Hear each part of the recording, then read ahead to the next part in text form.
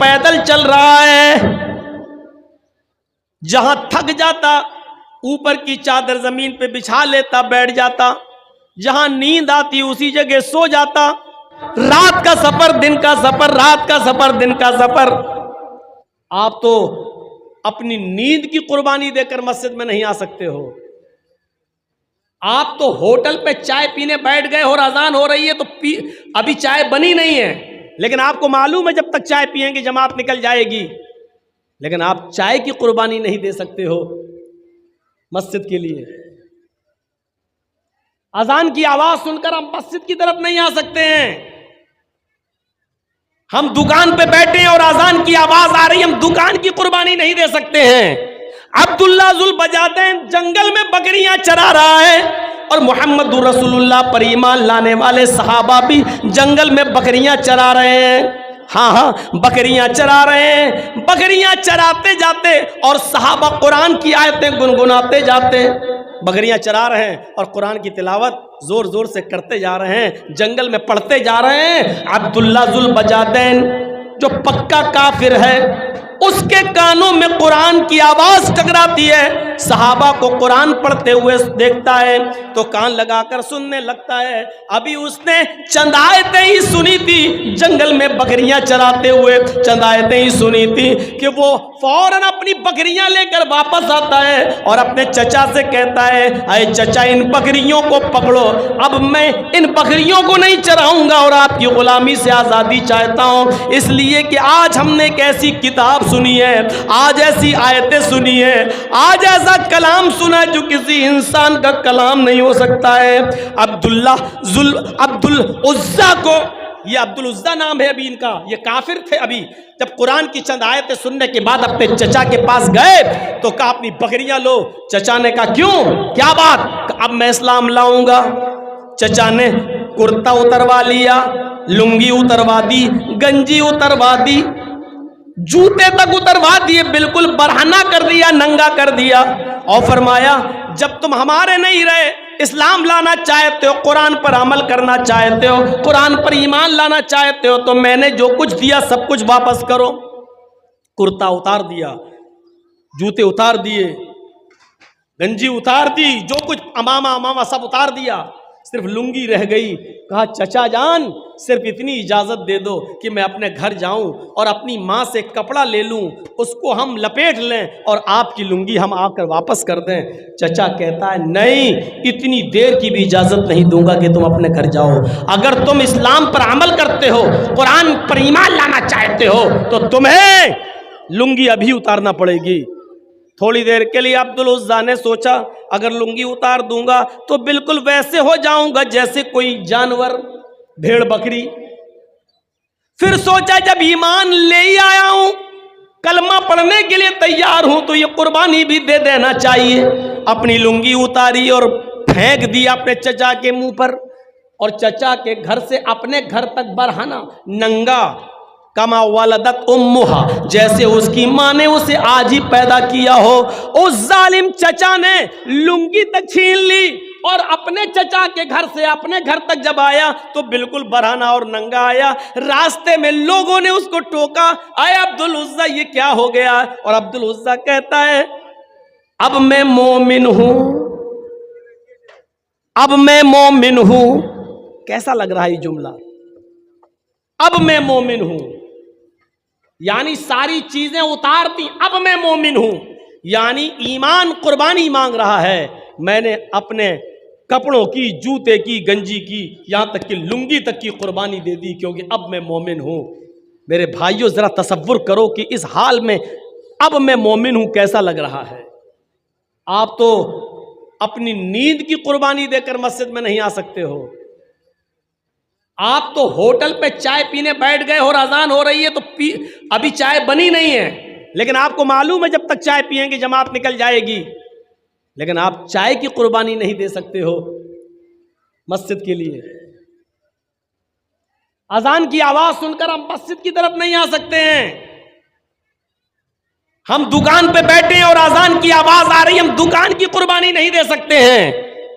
اور پوچھو تو کہیں گے ہم مومن ہیں، ہم مومن ہیں۔ ایمان قربانی مانگتا ہے، قربانی चचा ने इतना ही कहा था, अगर तुम कुरान पर ईमान लाना चाहते हो तो लुंगी भी उतार दो। और इसने इजाजत इतनी मांगी थी बस कि मुझे घर तक जाने की इजाजत दे दो, सिर्फ लुंगी तो है, चादर पहन लेंगे और आपकी लुंगी आपको दे देंगे। कहा कि नहीं, अगर कुरान पर अमल करते हो, ईमान लाना चाहते हो तो लुंगी भी उतारो। और उसने फिर लुंगी भी उतारी। ईमान कुर्बानी मांगता है, कुर्बानी। कैसा लग रहा है इस हाल में अब्दुल उज़्ज़ा का ईमान। बहरहाल जब वो अपने घर पे जाता, दरवाजे को दस्तक देता, माँ ने दरवाजा खोला। माँ ने दरवाजा खोला तो क्या देखा, मेरा बेटा नंगा। बड़ा था अब्दुल उज़्ज़ा, इसलिए सर घुमा लिया। बेटे, इस हाल में तुम अपनी माँ के सामने आए हो, क्या हुआ? मेरे देवर ने, तुम्हारे चचा ने तुम्हारे साथ ये सलूक क्यों किया?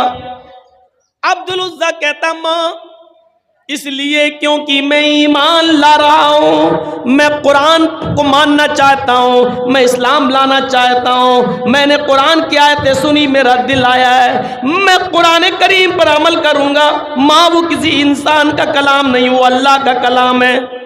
माँ ने कहा अच्छा, तो तू अपने बाप दादा का दीन छोड़ दिया? कहा माँ, बाप दादा का दीन नाकिस था, हमने छोड़ दिया, मोहम्मद के दीन पर ईमान लाने जा रहे हैं। दरवाजा बंद कर दिया माँ ने। अगर तू मोहम्मद के रब पर ईमान लाता है, कुरान पर ईमान लाता है, तो मेरे घर के दरवाजे भी तेरे लिए बंद।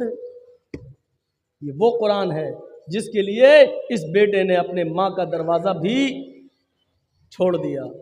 माँ, मैं तुझसे घर नहीं मांग रहा हूं, रूम नहीं मांग रहा हूं, जमीन नहीं मांग रहा हूं। जब तूने मुझे बेटा मानने ही से इनकार कर दिया है, तो मैं तुझसे ये सारी चीजें क्यों लूंगा? माँ, तूने मुझे पैदा किया है और अब घर के दरवाजे से बाहर निकाल रही है। मुझे एक छोटा सा कपड़ा दे दे, कोई चादर दे दे, बस इतना दे दे कि मैं उस चादर को, उस कपड़े को पहनकर मक्के से मदीना चला जाऊं और जनाब मोहम्मद रसूलुल्लाह के हाथ पर ईमान ले आऊं। माँ ने कहा अच्छा ठीक है। अंदर गई और एक चादर उठाकर ऊपर से फेंक दी, ले, अब तेरी शक्ल मुझे नहीं दिखनी चाहिए। यह है कुरान पर ईमान, अपने घर की भी कुर्बानी। अब कोई घोड़ा नहीं है, कोई ऊंट नहीं है, कोई चीज नहीं है, चादर के 2 टुकड़े कर दिए। जो मां ने चादर फेंकी उसके 2 टुकड़े कर दिए। एक टुकड़ा पहन लिया और दूसरा टुकड़ा ऊपर डाल लिया और चल दिया मक्के से मदीना। जिन लोगों ने हज या उम्रा किया होगा वो अच्छी तरीके से जानते होंगे, कोई तकरीबन 400 किलोमीटर की दूर। तसव्वुर कीजिए आप, अब्दुल उज़्ज़ा के पास घोड़ा भी नहीं है, ऊंट भी नहीं है और मक्के से मदीना पैदल चल रहा है।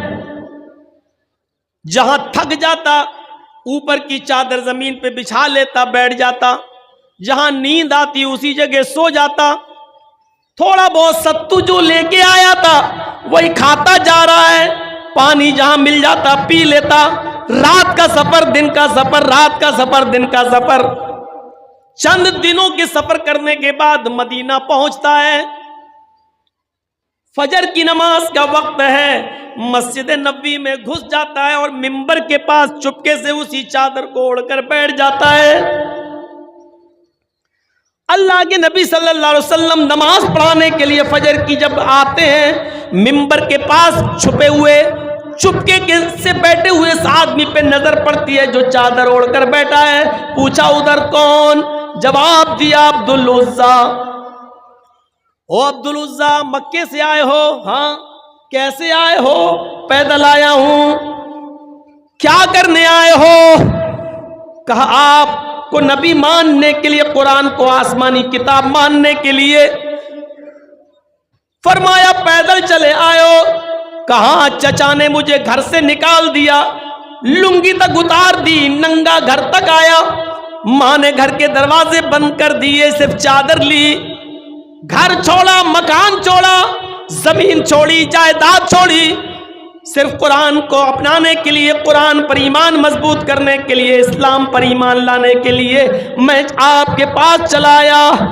ادھر نبی اکرم چیختے ہیں، اے عبدالعزیٰ، گھر چھوڑ دیا، مکان چھوڑ دیا، بیوی بچے چھوڑ دیے، ماں چھوڑ دی، چچا چھوڑ دیا، کپڑا لتا سب چھوڑ دیا، پیدل چلا آیا اور ایمان بچا لیا، تو یہ سودا تم نے بہت سستے میں کر لیا ہے، اس ایمان کے بدلے میں تمہیں جنت ملے گی۔